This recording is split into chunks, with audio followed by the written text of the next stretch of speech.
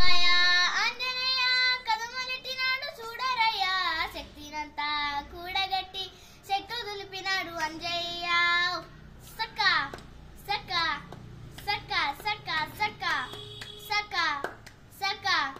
సక్క సక్క సక్క ఎర్రచాయ ఎర్రచాయ కోతి అవతారం ఎంత మాయా కత్తి చేత పట్టకుండా కాయ కోసినాడు కపిలయ్య సక్క సక్క సక్క సక్క సక్క